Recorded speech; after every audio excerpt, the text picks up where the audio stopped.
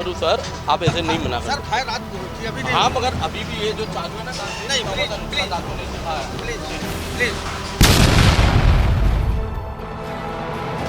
यहाँ से मत मारिए, बाहर से मार सकते हैं। गेट के बाहर वो नहीं, भी यहाँ से मार सकते हैं। नहीं, एक मीडिया वाला है तो बाहर से ही मार के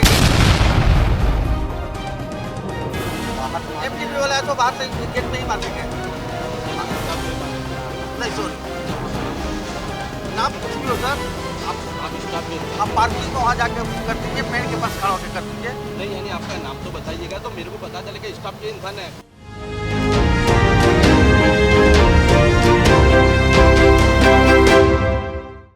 નમસ્કાર દર્શક મિત્રો, ન્યૂઝ ફોર ઇન્ડિયામાં આપનું સ્વાગત છે। ગઈકાલે મોડી રાતે 11:30ની આસપાસ સરખેજ ગાંધીનગર હાઈવે ઉપર અંદાજ પાર્ટી પ્લોટની અંદર ભીષણ આગ લાગવાનો બનાવ બન્યો હતો। 10 થી 12 ફાયર બ્રિગેડની ગાડીઓ ઘટના સ્થળ ઉપર પહોંચી હતી। હવે શા કારણસર આગ લાગી હતી તે ફાયર બ્રિગેડના અધિકારી અમારી સાથે જોડાયા છે અને શું ફાયર સેફટીમાં શું શું વસ્તુઓ હતી તેના વિશે અમે વાતચીત કરીશું। આપનું નામ અને પરિચય? મારું નામ રવિદાન ગઢવી છે। હું થલતેજ ફાયર સ્ટેશનના ફાયર ઓફિસર છું અને અહીંયા આગળ સવારમાં અમને જાણકારી મળી કે તમારે કોલમાં જવાનું છે, જ્યાં અંગાર કોલમાં ખાલી રાત્રે 11:30થી કોલ ચાલુ છે। એટલે અમે તાકીદે સવારે 6 વાગે ત્યાં પહોંચ્યા। જોયું હતું તો ત્યાં આગળ બધું આગ બહુ મોટા પાયે હતી અને પછી અમે કુલિંગ ચાલુ કરી દીધું હતું। પહોંચ્યા આગ શા કારણસર લાગી હતી? કારણ તો જાણવા મળેલ નથી આપણને। આમાં ફાયર સેફટીમાં શું શું હતું? ફાયર એક્સટિંગ્વિશર્સ તો અમે જોયા હતા પણ એના સિવાય કોઈ ફાયરની સિસ્ટમ જોવા મળી નહોતી। તો આવા આટલા મોટા ગોડાઉનમાં ફાયર સેફટીમાં કે શું શું સાધનો ફાયર સેફટીને લઈને હોવા જોઈએ?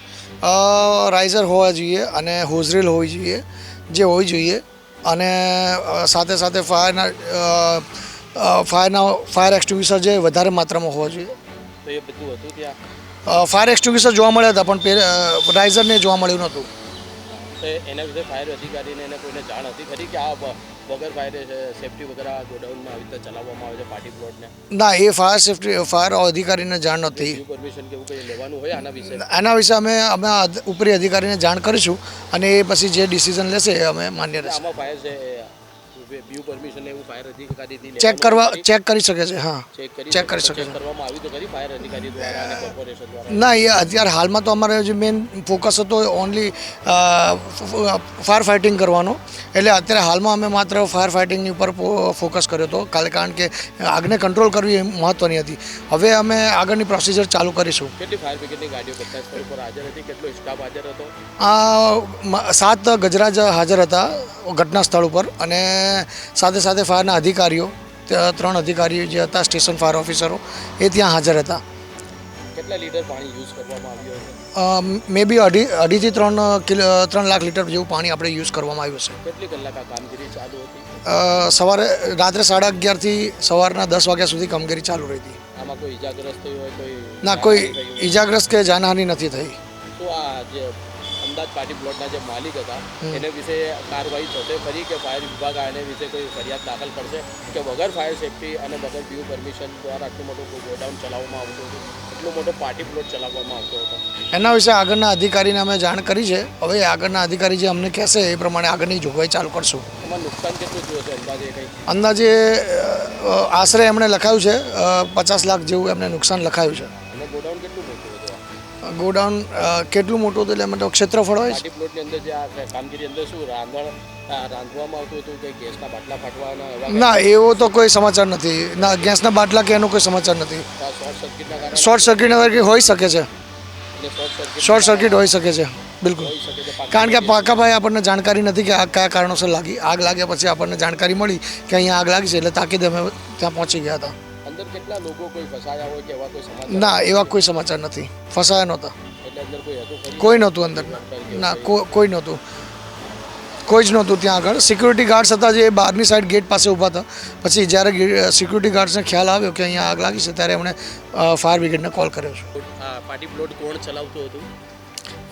અત્યારે જે પાર્ટી પ્લોટ છે સારિક અબ્દુલ રહેમાન શેખ કરીને જે ભાડવાત હતો એ ચલાવતા હતા। એટલે એણે કોન્ટ્રાક્ટ બેઝ ઉપર લીધો હતો? કેવી રીતના હતો?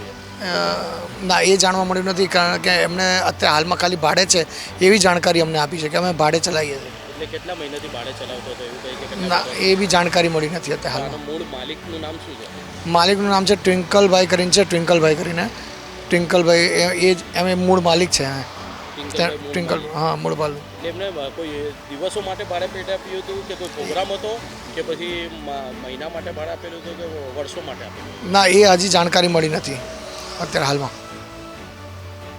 શું આ પાર્ટી પ્લોટ વિશે કાર્યવાહી કરીને એને સીલ લગાવવામાં આવશે કે વ્યૂ પરમિશન વગર આટલું બધું મોટું પાર્ટી પ્લોટ ચલાવવામાં આવતું હતું? એના વિશે એને નોટિસ આપવાની કામગીરી અમારા જે ઉપરી અધિકારી છે એમને જાણ કરશે અમને, તો એ પ્રમાણે અમે આગળ વધીશું. અને ડન કરવામાં આવશે. જી બિલકુલ.